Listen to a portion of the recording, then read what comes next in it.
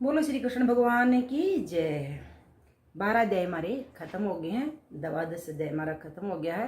और आपने कैसा लग गया आप कमेंट करके जरूर बताइए। और अगर आपने पूरी गीता सुननी है तो मेरे चैनल ने सब्सक्राइब कर दियो, क्योंकि सब्सक्राइब करने से आपने नोटिफिकेशन मिलेगी और आपने पता लगा अभी अगला अध्याय आ गया है। आपने मज़ा आ रहा है, आनंद आ रहा है कि ये भी मैंने कमेंट करके जरूर बताइए। और अब हम गीता का 13वां अध्याय यानी 13 अध्याय शुरू करा। हाँ, बोलो श्री कृष्ण भगवान की जय। अर्जुन ने श्री कृष्ण भगवान से पूछा, हे प्रभु जी, प्रकृति किसको कहते हैं और पुरुष किसको कहते हैं? क्षेत्र और नक्षत्र, क्षेत्र और प्रक्षेत्र किसको कहते हैं? ज्ञान और श्रेय किसको कहते हैं? इनका उत्तर दीजिए। श्री कृष्ण भगवान बोले, हे कुंती नंदन अर्जुन, मनुष्य की देह को क्षेत्र कहते हैं, क्योंकि जब यह जीव 84 लाख योनियों से फिरकर मनुष्य देह में आता है तब चैतन्य परमेश्वर को भी पहचानता है और पाप पुण्य को भी समझता है, क्योंकि जो इस देह को पाकर भला बुरा करता है वह पाप पुण्य का फल भोगता है। दूसरे देहधारियों को न पाप है न पुण्य है, मनुष्य देह को पाकर ही पाप पुण्य उपजते हैं।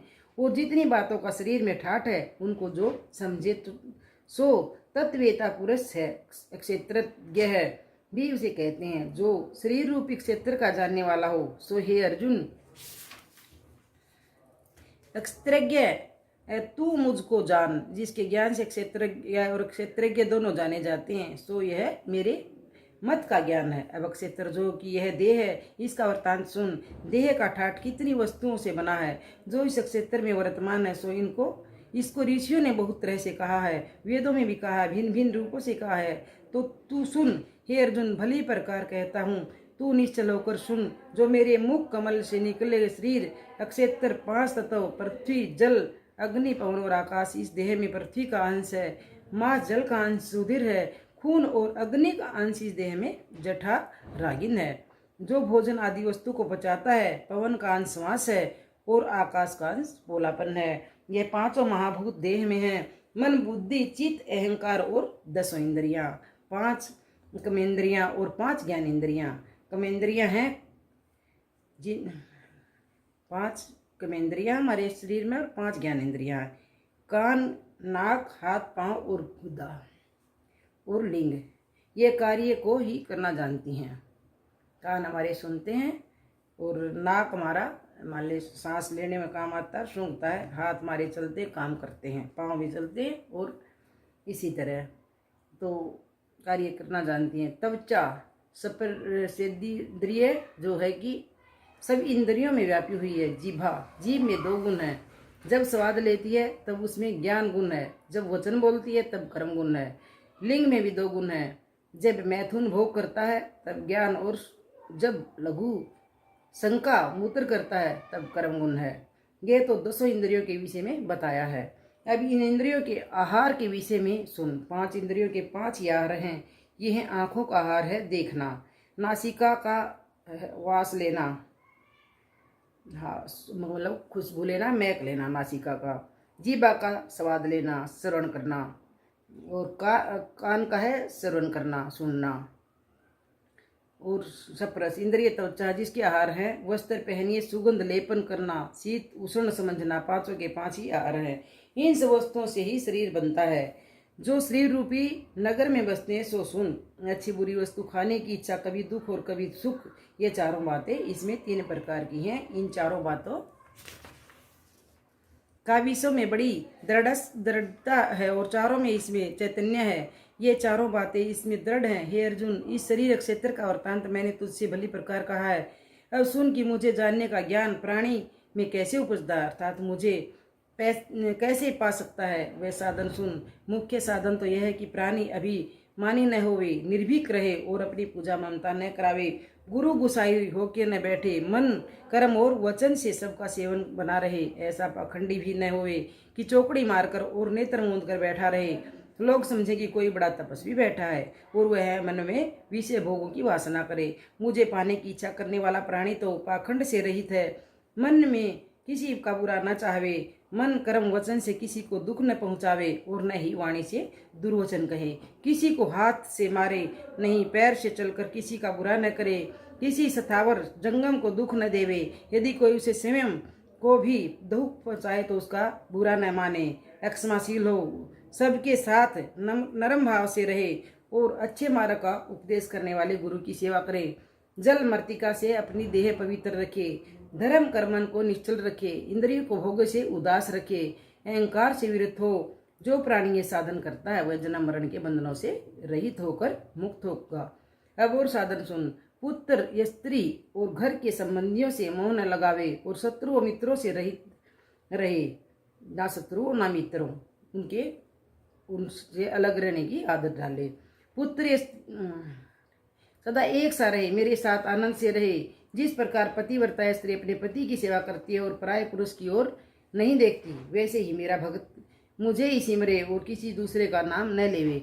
ऐसा मेरे साथ होए और एकांत बैठे, संसारी मनुष्य का संग न करे। मैं सब आत्माओं को ठाकुर अधिकारी हूँ। जो मुझे ईश्वर आध्यात्मिक जानने को एकांत में बैठे और देखे कि आध्यात्मिक ईश्वर ठाकुर कैसा है। हे अर्जुन, ये सब साधन मैंने तुझे ज्ञान पाने के निमित्त कहे हैं। इन साधनों के बिना जो कुछ करे सो अज्ञान जान। जन्म जरा और मृत्यु से जो जन रहे उदास, संबंधी सब त्याग दे, बने इसका दास उसे कुछ रोग न व्यापे। सूक्ष्म और सुतुल जिसे हरगिज नहीं जापे, सुतधारा और लक्ष्मी समदृष्टि मानी, रहे दूर और निकट वही निर्मोही ज्ञानी। जो सबसे दूर रहता है और भगवान का सिर्फ नाम लेता है और भगवान में लीन रहता है। यह तो ज्ञान के साधन है। जैसे दीपक की सामग्री तेल, रुई, अग्नि सबके सहयोग से दीपक जलाकर घर में रखा जाता है, उसके उजाले में घर में रखी हर वस्तु देखी जाती है। इसलिए ज्ञान तो दीपक है। हे अर्जुन, तूने जो यज्ञ का प्रश्न किया था सो मैं ही इस कारण से मेरा नाम पहले इसका महत्व सुन। इसके सुनने से तू जन्म मरण से मुक्त होगा। जैसे अमृत पान करने से देह आरोग्य होती है, मृत्यु भी नहीं होती, वैसे ही मेरा यज्ञ रूप अमृत पान करने से तू अजर अमर होगा। ये सुन, ये अनादि है जिसका आदि नहीं, सबसे परे है, इसी को पार ब्रह्मा कहते हैं। देव जीव इनसे परे है और सब जगहों में नेत्र, हाथ, सिर, श्रवण, कान इत्यादि अंगों में व्यापक है। सब जगह बस रहा है, सब इंद्रियों के गुण का प्रकाश है, सब इंद्रियों से रहित है और सबसे मिला हुआ है, सब करने वाला है। आप निर्गुण है और अवगुणों को भोगता है। इस स्थावर जंगम को भूत प्राणी इनके बाहर और भीतर व्यापक हैं और सूक्ष्म है, जाना नहीं जाता। इसे परमेश्वर को दूर कहते, सब में व्यापक मौजूद भी हैं और सबसे न्यारा अलग भी है। इसे है अर्जुन, तू से ज्ञान जान। जब संसार को ग्रस लेता है तब उसका नाम ग्रासन होता है। जब संसार को प्रकट करता है तब उसका नाम उत्पत्ति करता है। जब संसार के अंदर बाहर व्यापता है तब उसे विष्णु कहते हैं। सूर्य से लेकर जितने भी ज्योति वाले हैं उन सब की ज्योति तू मुझको जान। तम अर्थात जो अंधकार है, अज्ञान इससे दूर है। हे अर्जुन, यह ज्ञ के सामने का जानने का ज्ञान है। इस ज्ञान से ही मैं जाना जाता हूँ। मैं हाथ से नहीं पकड़ा जाता और न ही आंखों से दिखाई देता हूँ, मैं सबके हृदय में बसता हूँ। हे अर्जुन, यह मैंने नक्षत्र और ज्ञान, ज्ञ और वृत्तांत अलग अलग कहा है। हे अर्जुन, मेरे भगत इस प्रकार मुझे समझकर मेरे चरण कमलों में श्रद्धा प्रीति लगाते हैं। अब प्रकृति पुरुष का वृत्तांत सुन। प्रकृति जो माया है और जो पुरुष जो जीव है, इन्हें तू अनादि जान। वैसे मेरा आदि अंत नहीं है, जब से मैं हूँ तब से यह भी है। अब इनका वृत्तांत सुन। यह देव इंद्रियां तत्व जो हैं, इन सब को उपजाने वाली माया है। कर्म कारण कर्ता कार्य कहिए, जो वस्तु उपजी है और जिस वस्तु से कार्य उपजा है वह कारण और जिसने बनाई है सो करता है। जैसे कार्य है माटी का बर्तन, इस बर्तन का कारण माटी है। जिसे बासन बना है, इस बासन को बनाने वाला कुम्हार है। अतः हे अर्जुन, यह संसार जो कार्य, अतः कार्य भी माया का स्वरूप है। संसार का कारण भी माया है, माया से ही संसार प्रकट हुआ है और संसार को करने वाला भी माया है। अतः ये तीनों बातें माया से जान। हे अर्जुन, ये सारा वृत्तांत माया का कहा। अब पुरुष जो जीव है उसका अर्थ सुन। इस प्रकृति का उपजाया हुआ यह जो शरीर नामी नगर है, इसमें दुख सुख भोगता जीव, प्रकृति से उपजते हुए जो देह इंद्रियों तीनों गुणों से में भोगे हैं, तीनों गुणों के संयोग का रंग इस जीव को लगता है, तीनों रंगों से रंग जाता है। गुणों की संगत कर यह जीव भ्रमता फिरता है। हे अर्जुन, अब सुन कि मैं कैसा हूँ। इस माया और जीव ने परस्पर मिलकर मेरे आगे तक एक कौतुक रचा है। सो इनके कौतुक को देखने वाला मैं हूँ, जीव और माया के निवारण वाला भी मैं हूँ। हे अर्जुन, ये दोनों मुझको नमस्कार करते हैं, इन दोनों का न्याय करने वाला भी मैं हूँ, इस जीव और देव से प्रिय हूँ। हे अर्जुन, इसी कारण मैं परमात्मा कहलाता हूँ। जो जीव इस प्रकार सुख को भोगता है, जीव को जानने और इंद्रियों के गुण से माया को जाने, इनका कौतुक देखने वाले मुझको इनसे अलग जाने, सो इस जानने का फल क्या है? सो सुन, संसार के जन्म मरण से दूर होता है। हे अर्जुन, कई ऐसे योगी ध्यान से अपने अंतरात्मा का दर्शन पाते हैं और इस मार्ग से कृतार्थ होते हैं। इस सांख्य शास्त्र के मार्ग से मुझको देखते हैं। सो कहते हैं, जो कुछ परमेश्वर ही है, दूसरा कुछ नहीं है, एक मेरे स्वरूप की पूजा करते हैं, तीस स्वरूप का दर्शन करते हैं। कुछ मेरे भक्तों से मेरी महिमा सुनकर अपनी प्रीति मुझ में लगाते हैं, मेरे नाम का स्मरण करते हैं, ऐसे प्राणी मेरे परम गति को प्राप्त होते हैं। हे भरतवंशियों, मैं श्रेष्ठ अर्जुन, अब आगे सुन। जो कुछ स्थावर जंगम और भूत प्राणी प्रकट हुए हैं, ये सभी देह और जीव के एकत्र होने से प्रकट हुए हैं।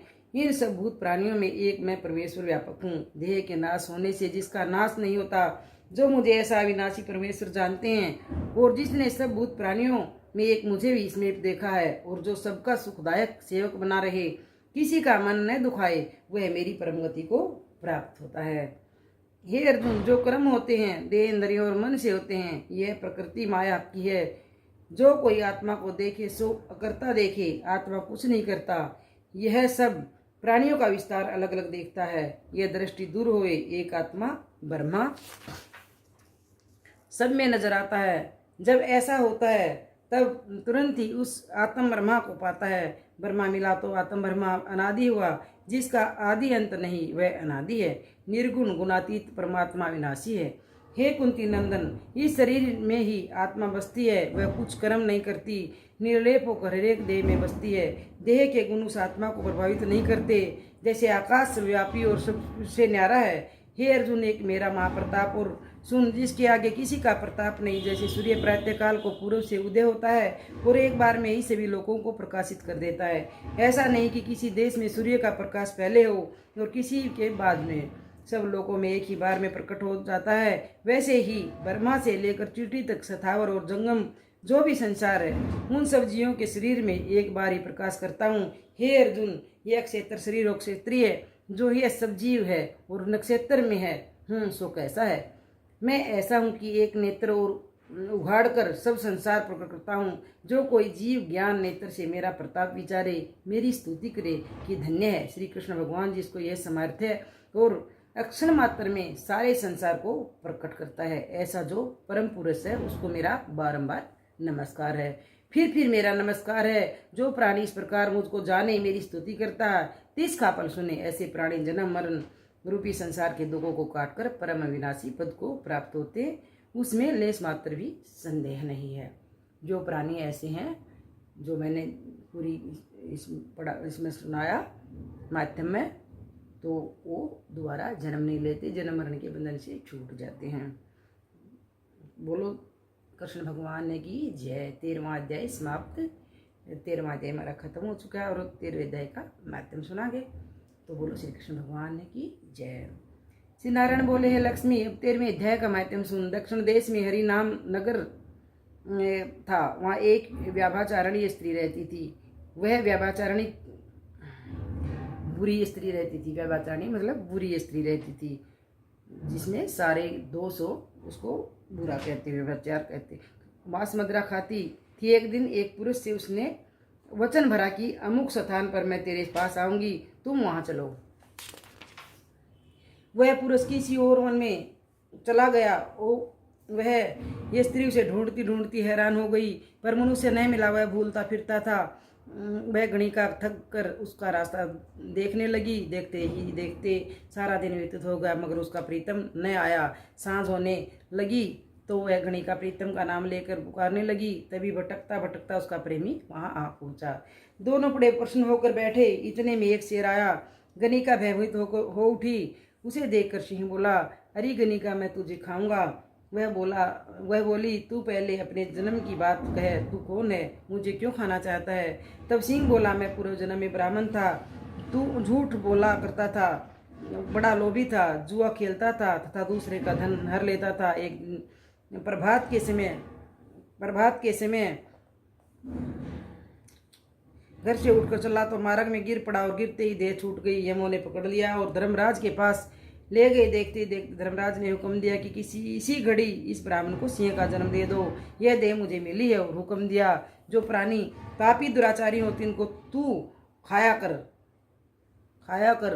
जो साधु वैष्णव हरि भगत हो उनके पास न जाना। हे गणिका, मुझे धर्मराज की आज्ञा है, तिनकी आज्ञा पाकर सिंह योनि में आया हूँ। तू या भाचारणी है, तू गणिका पापन है, इसलिए तुमको खाऊंगा। इतना कहकर शेर ने गणिका को खा लिया। तब यमदूत गणिका को धर्मराज के पास ले गए। धर्मराज ने हुक्म दिया इसको चांडालनी का जन्म दे दो। श्री नारायण जी कहते हैं लक्ष्मी, अब उसने गणिका की देह त्याग चांडालनी की देह पाई। कई दिन बीते। एक दिन वह नर्मदा नदी के तट पर घूम रही थी। वहां क्या देखा कि एक साधु गीता के 13वें अध्याय का पाठ कर रहा था। उसने सुन लिया। जब अध्याय पढ़ के भोग पाया तब चांडालनी के प्राण छूट गए और उसने देवदेही पाई।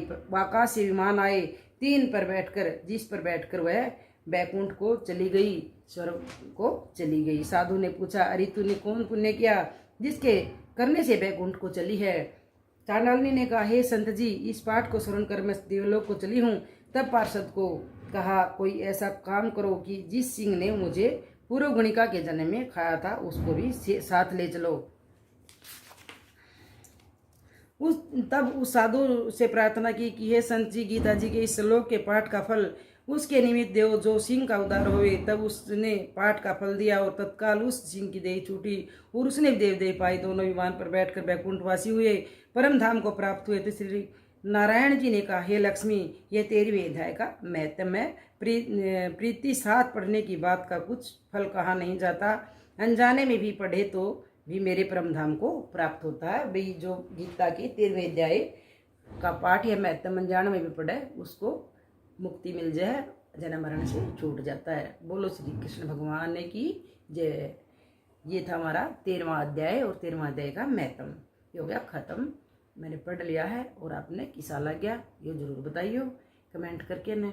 और पूरी गीता अगर आपने पढ़नी है, 5 अध्याय हमारे बाकी हैं तो सुननी है तो आप मेरे चैनल ने सब्सक्राइब कर दियो, क्योंकि सब्सक्राइब करने से आपने नोटिफिकेशन मिलेगी, आपने पता लगेगा कि अगला अध्याय हमारा आ गया है।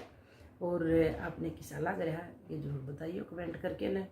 और जैसे भी कई हमारी जैसे माता हैं, जैसे बड़ी हैं, ज़्यादा बूढ़ी हैं, उनको शायद हिंदी भी नहीं समझ में आती, तो अगर बता देना, क्योंकि मैं सोच रही हूँ इसने हिंदी तो हरियाणी में पढ़ दूँगी गीता। अगर ज़्यादा मान ले कमेंट आए, ज़्यादा अगर हमारी माता, हमारी दादी, हमारी नानी, हमारी जो जितने ज़्यादा वोट हुए तो मैं इसमें दोबारा हरियाणी में पढ़ दूँगी, मतलब कोई दिक्कत नहीं है। लेकिन कमेंट करके ज़रूर बताना पड़ेगा। मेरे चैनल ने सब्सक्राइब कर दियो। बोलो श्री कृष्ण भगवान की जय।